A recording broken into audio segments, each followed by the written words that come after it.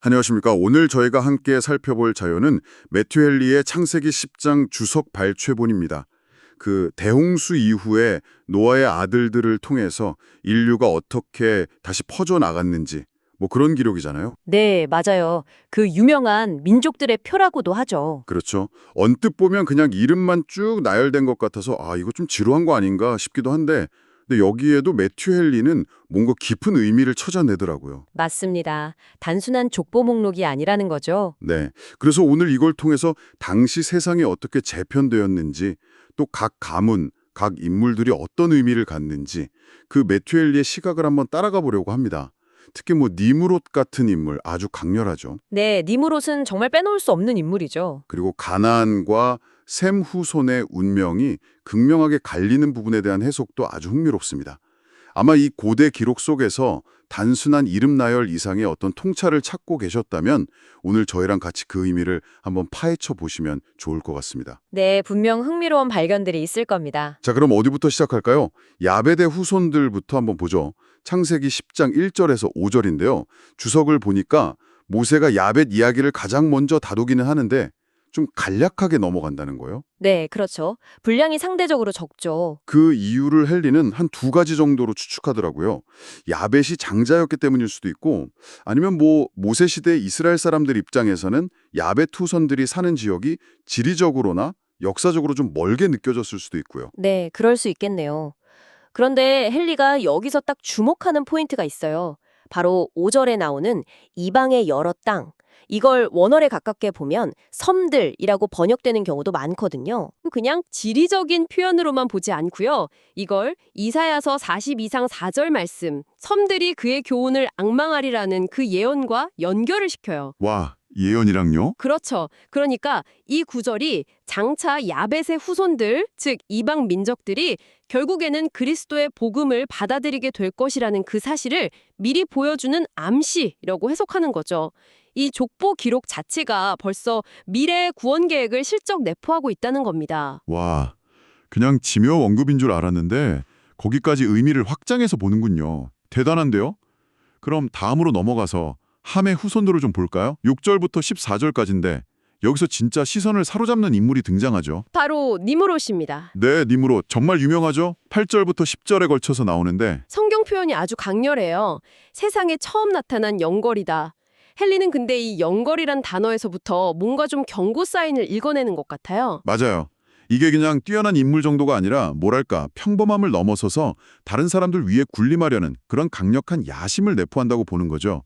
마치 홍수 이전의 세상을 타락으로 이끌었던 그 네피림이나 용사들을 떠올리게 한다는 거예요. 아, 그 창세기 6장의 용사들 말이죠. 네, 바로 그 존재들이요. 뭔가 좀 불길한 느낌을 주는 거죠. 그리고 그 유명한 별명 여호와께서 특이한 사냥꾼 혹은 힘센 사냥꾼이라는 표현도 나오잖아요. 이 부분에 대한 헨리의 해석이 참 재밌어요. 두 가지 가능성을 다 열어두더라고요. 그렇죠. 첫 번째 해석은 의외로 좀 긍정적일 수도 있다는 건데요. 네, 저도 그거 보고 좀 놀랐어요. 당시에는 뭐 들짐승들이 사람들에게 큰 위협이었을 테니까 니무롯이 아주 뛰어난 사냥 실력으로 공동체를 보호하고 그 공로로 사람들이 자연스럽게 그를 지도자로 따랐을 수도 있다는 거죠. 백성들에게는 일종의 은인 같은 존재로 비춰졌을 수도 있다는 해석이에요.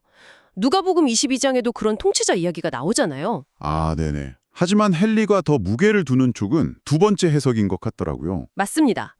그 힘센 사냥꾼이라는 말이 단순히 짐승을 잘 잡는다는 뜻보다는 그 힘을 이용해서 사람들을 강압적으로 지배하고 심지어 이웃나라나 부족을 침략하는 그런 폭군적인 면모를 가리키는 것일 수 있다는 거죠. 그러니까 사냥이라는 걸 명분 삼아서 사람들을 모으고 무장시키고 결국에는 그걸로 자기 권력 기반을 다지고 폭력으로 통치했을 가능성? 네, 바로 그겁니다.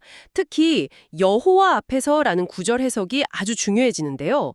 이걸 그냥 문자 그대로 하나님이 보시는 앞에서라고 해석할 수도 있지만 헨리는 70인역 성경의 번역을 따라서 하나님을 대적하여 하나님께 거슬려서 행동하는 사냥꾼으로 해석할 여지가 크다고 봐요. 아, 여호와께 거슬려서요? 그럼 의미가 완전히 달라지는데요. 그렇죠.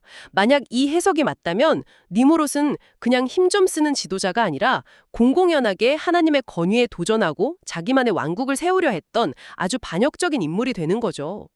헨리는 심지어 한 걸음 더 나아가서 그가 자기 권력을 더 공고히 하려고 우상숭배 체제를 도입했을 가능성까지 제기합니다. 마치 북이스라엘의 여로보암처럼 정치적인 이유로 종교를 이용했을 수도 있다. 네, 그런 맥락으로 보는 거죠. 여기서 헨리가 제시하는 통찰이 정말 날카로운데요. 아무리 니무롯이 세상적인 관점에서 볼 때 위대한 왕국의 창시자고 강력한 통치자고 대단해 보일지라도 하나님의 관점에서 보면 그는 결국 힘센 사냥꾼, 그 이상도 이하도 아니라는 거예요. 사냥꾼에 불과하다. 네. 역사상 최고의 정복자 중 하나인 알렉산더 대왕조차도 성경 예언에서는 그냥 숫 염소로 묘사될 뿐이라는 점을 언급하면서 인간적인 권력이나 영광이 영원의 관점에서는 얼마나 보잘것없을 수 있는지를 지적하는 거죠. 니무롯의 업적이 인간 눈에는 거대해 보여도 하나님 보시기에는 그저 사냥꾼의 활동 정도로 여겨질 수 있다는 겁니다. 와, 정말 관점이 확 달라지네요. 님무롯은 또 왕국 건설자이기도 했잖아요. 그의 나라가 바벨에서 시작되었고 헨리는 어쩌면 그가 인류 최초로 군주제를 시작한 인물일 수도 있다고 보더라고요. 네, 그럴 가능성이 있죠. 그게 뭐 백성들이 그의 능력에 감탄해서 추대한 결과였든 아니면 그가 교활한 술책과 힘으로 권력을 쟁취한 것이든 간에요. 그리고 거기서 만족하지 않고 아스루로 넘어가서 니느웨 같은 아주 거대한 도시들을 건설했다고 나오는데 헨리는 이걸 보면서 그의 끝없는 야망을 읽어내요. 그렇죠. 가지면 가질수록 더 원하고 끊임없이 확장하려 하고 그 과정에서 어떤 대가라도 치르려 하는 그런 거침없는 야심. 심지어 니무롯이라는 이름 자체에 반항이라는 뜻이 담겨 있다고 주석에서 덧붙이는데 정말 그의 삶 전체가 어떤 지배요 그리고 어쩌면 하나님을 향한 반항으로 점철되어 있었음을 보여주는 것 같아요. 네, 이름마저도 의미심장하죠. 자, 함의 후손 중에서 니므롯 말고 또 주목해야 할 인물이 있습니다. 바로 가나안이죠. 창세기 10장 15절부터 20절까지인데 다른 족보들에 비해서 유독이 가나안의 후손들 그리고 그들이 차지한 땅의 경계가 아주 상세하게 기록되어 있다는 점을 헨리가 지적합니다. 왜 그랬을까요? 왜 가나안에게 이렇게 많은 분량을 할애했을까요? 그 이유를 헨리는 아주 명확하게 설명해요.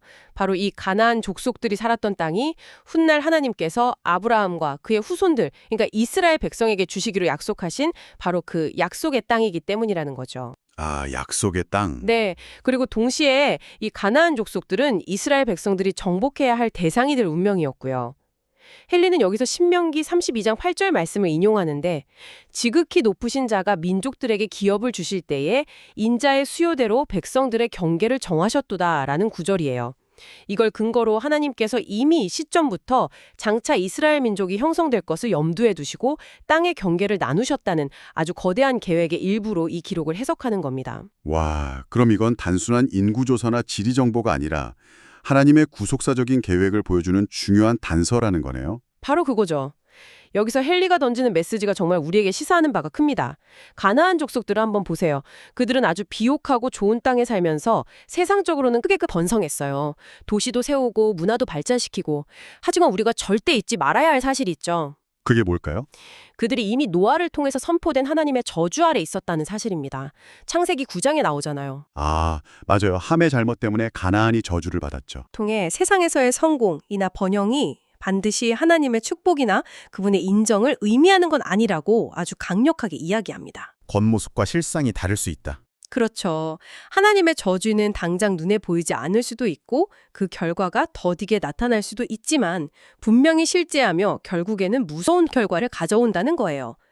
겉으로 보기에는 가나안 족속이 셈이나 야벳의 후손들보다 훨씬 좋은 땅을 차지하고 잘 사는 것처럼 보였을지 몰라도 실제로는 하나님의 축복을 약속받은 셈과 야벳이 영적으로나 궁극적으로나 더 나은 운명을 가졌다는 겁니다. 물질적인 풍요나 세상적인 세력이 그 사람이나 민족의 영적인 상태나 최종적인 운명과 반드시 일치하는 건 아니라는 정말 중요한 교훈이죠. 전도서 9장 1절 말씀도 떠오르게 하고요. 와, 정말 겉모습에 속으면 안 되겠네요. 생각해 볼 만한 지점입니다. 자, 그럼 이제 마지막으로 셈의 후손들을 좀 살펴보겠습니다. 21절부터 32절까지인데요. 헨리는 여기서 셈에게 붙은 두 가지 특별한 칭호에 주목하면서 그 의미를 아주 깊이 파고들어요. 네, 그 두 칭호가 중요하죠. 첫 번째가 셈이 에벨 온 자손의 조상이라고 불린다는 점이에요. 21절이요. 에벨은 셈의 증손자잖아요. 그런데 왜 하필 아들이나 손자가 아니라 증손자 에벨의 이름을 콕 집어서 그의 조상이라고 했을까? 이게 좀 궁금하더라고요. 네, 그게 의아할 수 있죠.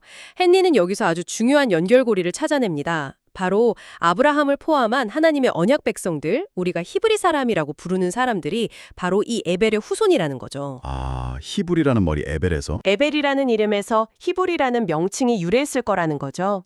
실제로 창세기 14장 13절에도 히브리 사람 아브람이라는 표현이 나오잖아요. 네, 맞아요. 헨리는 더 나아가서 에벨이라는 인물 자체가 그 당대에 특히 바벨탑 사건 같은 혼란 속에서도 신앙심이 깊었고 경건함을 지켰던 인물이었을 수 있다고 추측해요. 그래서 그의 후손들, 즉 하나님을 믿고 따르는 신앙 공동체가 다른 민족들과 구별되어서 에벨의 자손들이라고 불렸을 수 있다는 거죠. 와, 그럼 에벨의 조상이라는 칭호는 그냥 혈통상의 조상이라는 의미를 넘어서는 거네요. 그렇죠. 신앙의 계보를 잇는 조상이라는 의미가 더 강하게 담겨 있다고 보는 거죠. 그러면서 헨리는 앞서 언급했던 함과 아주 극명한 대조를 이룹니다. 함은 저주받은 후손인 가나안의 아버지로 기록되었지만 셈은 축복받은 후손인 에벨의 조상으로 기록되었다는 거예요. 와, 그 대비가 정말 선명하네요. 네, 이걸 통해서 헨리가 강조하는 건 세상적인 왕가나 귀족 가문보다 하나님의 언약을 신실하게 이어가는 성도의 가문이 진정으로 영광스럽고 존귀하다는 겁니다. 선하다 함은 참으로 훌륭한 것이라는 말로 요약하는데 결국 세상의 지위나 권력, 부귀 영화보다 경건함과 하나님의 언약 안에 머무르는 것이 진짜 가치 있고 영예로운 것이라는 강력한 메시지를 전달하는 거죠. 거룩한 씨, 즉 셈의 후손들이 왕실의 씨, 즉 함의 후손들보다 훨씬 낫다는 겁니다. 정말 인상 깊은 해석입니다. 자, 두 번째 칭호는 셈이 야벳의 형이라고 불린다는 점이에요. 이것도 21절에 나오죠. 물론 번역에 따라서는 동생으로 보기도 하지만 헨리는 형으로 해석하면서 야벳을 연장자로 보는 경향이 있습니다. 근데 왜 굳이 여기서 형제 관계를 언급했을까? 그냥 나이 순서를 알려주려는 걸까? 헨리는 그 이상의 의미가 있다고 봐요. 네, 단순한 나이 서열 문제가 아니라는 거죠. 헨리는 여기서 창세기 9장 27절의 예언, 노아가 했던 예언이죠. 하나님이 야벳을 창대하게 하사 셈의 장막에 거하게 하시고 라는 그 말씀을 떠올립니다. 아, 그 예언. 네, 즉 이 야벳의 형이라는 구절이 장차 이방인인 야벳의 후손들이 교회를 통해서 유대인인 셈의 후손들과 하나가 될 것, 즉 야벳이 셈의 장막에 함께 거하게 될 것을 암시하는 복선이라는 해석이죠. 형제 관계를 언급한 것 자체가 미래의 연합을 미리 보여주는 예표라는 겁니다. 와, 그렇게까지 연결이 되는군요. 더 나아가서 헨리는 여기서 중요한 영적인 원리도 짚어내요. 뭐냐 하면 하나님의 은혜나 선택은 인간적인 기준, 예를 들어 누가 먼저 태어났는지 같은 출생 순서에 얽매이지 않는다는 거죠. 비록 야벳이 형이든 셈이 형이든 어느 쪽이든 언약의 중심 계보는 셈을 통해서 이어지잖아요. 그렇죠. 때로는 나중된 자가 먼저 되기도 하는 하나님의 주권적인 선택과 계획을 보여준다는 겁니다. 단순히 누가 형이냐 동생이냐의 사실관계를 넘어 하나님의 더 큰 계획 안에서 각자의 역할과 의미가 다르다는 것을 이 구절이 보여준다는 거죠. 하나님의 주권적인 선택, 중요한 포인트네요. 그리고 셈의 후손들 중에서 벨렉이라는 이름도 그냥 지나칠 수가 없어요. 25절에 나오는데 이름 뜻 자체가 나님, 분열, 디비전이라는 뜻이거든요. 벨렉, 나님이요. 네, 헨리는 아버지 에벨이 아들 이름을 그렇게 지은 것이 그때의 땅의 난이었음이라는 아주 중요한 역사적 사건을 기념하기 위해서였다고 봐요. 근데 그 난임이 정확히 뭘 의미하는지에 대해서는 좀 열려 있어요. 노아가 질서 있게 땅을 분배한 사건을 가리키는 건지, 아니면 우리가 잘 아는 바벨탑 사건으로 언어가 혼란해지고 사람들이 온 땅으로 흩어진 그 분열과 흩어짐을 의미하는 건지는 명확하지 않다고 헨리는 말합니다. 둘 다 가능성이 있겠네요. 그렇죠. 하지만 중요한 것은 나님이라는 그 시대의 중대한 사건을 아들의 이름에 담아서 후대에 기억하게 하려 했다는 점이죠.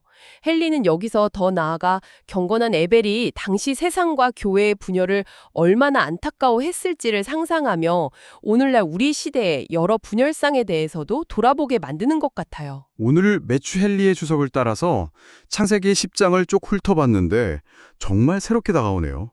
그냥 이름만 나열된 목록인 줄 알았는데 그게 아니라 홍수 이후 인류가 다시 시작하는 그 시점에 담긴 하나님의 깊은 섭리와 계획, 그리고 각 가문과 인물들의 서로 다른 운명과 선택을 보여주는 정말 풍성한 기록이었어요. 맞습니다.